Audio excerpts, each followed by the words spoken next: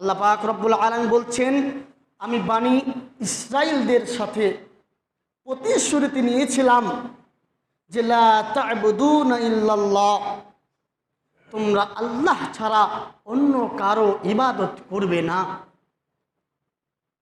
তোমরা আল্লাহ ছাড়া অন্য কারো ইবাদত করবে না। এই আয়াতটি অত্যন্ত গুরুত্বপূর্ণ। এটা নামাজিদের জন্য গুরুত্বপূর্ণ এবং বেনামাজিদের জন্য গুরুত্বপূর্ণ। এটা ব্যাখ্যা করে ইনশাআল্লাহ টাইম শেষ হয়ে যাবে। আল্লাহ বলছেন, আমি 8টি বিষয়ের প্রতি বানি ইসরাইলদের প্রতি কি নিয়েছিলাম?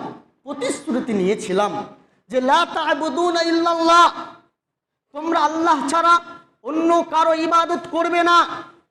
আচ্ছা, এবারে প্রথম হচ্ছে, আমরা যারা নামাজ পড়ি তারা কি আল্লাহ ছাড়া অন্য কারো ইবাদত করি?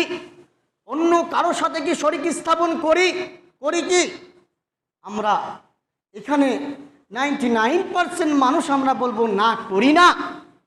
কিন্তু আমি বলবো 95% মানুষ আমরা এখানে বসে আছি, আমরা প্রত্যেকেই মানে কিছু অংশ বাদ 95% মানুষ আমরা আল্লাহর সাথে শরীক স্থাপন করি। তা কিভাবে? আমরা কখনো আল্লাহর সাথে শরীক স্থাপন করি তাবিজ দিয়ে, আমরা কখনো আল্লাহর সাথে শরীক স্থাপন করি মাদুলি দিয়ে, আমরা কখনো শরীক স্থাপন করি হাতে বালা দাগা পড়ে, আমরা কখনো আল্লাহর সাথে শরীক স্থাপন করি জ্যোতিষের কাছে গিয়ে, গণকের কাছে গিয়ে, পীর বাবার কাছে গিয়ে, এমনকি বড় আলেম মনে করে তার কাছে শাফাত গ্যারেন্টি এই পাওয়ার উদ্দেশ্য যাওয়াও কিন্তু শিরক। আমরা কিন্তু এ থেকে বঞ্চিত নই। আমরা 5 ওয়াক্ত নামাজ পড়ি, অথচ আল্লাহর সাথে শিরক স্থাপন করতে ছাড়ি না। মনে রাখবেন, এই নামাজের কোনো দাম থাকবে না,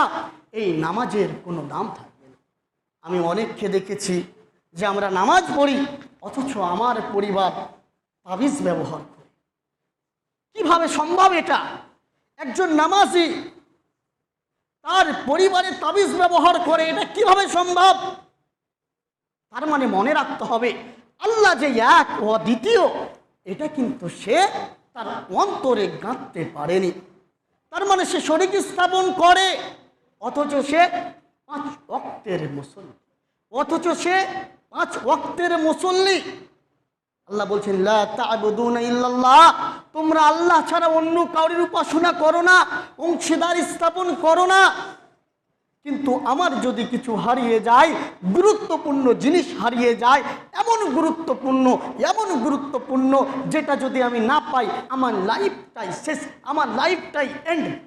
এরপরে আমাকে বলা হলো, তুমি অমুকের কাছে চলে যাও, তোমাকে যেভাবে হোক পাইয়ে দিবে, ওর কাছে জিন আছে, ও গায়েবের কিছু কথা জানে, ও বলে দিবে কে চুরি করেছে।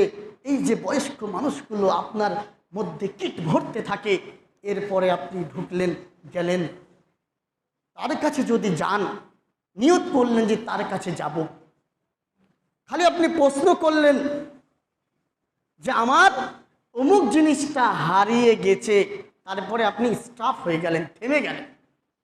আপনাকে এইটুকু যাওয়ার জন্য এবং তার সাথে একটি অনুচ্ছেদ কথা বলার জন্য, জাহান্নাম যাওয়ার জন্যই যথেষ্ট। এইটুকু শব্দ আর এইটুকু হাঁটা আপনাকে জাহান্নামে নিয়ে যাবে, কেউ আটকাতে পারবে না। আপনি যতই নামাজি হন, আমি যতই নামাজি হই, আমি যতই পরেশগার হই, আমার মধ্যে যদি মাদুলি থাকে, আমার মধ্যে যদি তাবিজ থাকে, আমার মধ্যে যদি দাগা থাকে, আমি যদি একটু পরিমাণ হলেও আল্লাহর সাথে শরীক স্থাপন করি, তবে আমার নামাজ, আমার রোজা, আমার হজ, আমার যাকাত সবই কিন্তু বৃথা হয়ে যাবে। এর ফলে আমাকে জাহান্নামে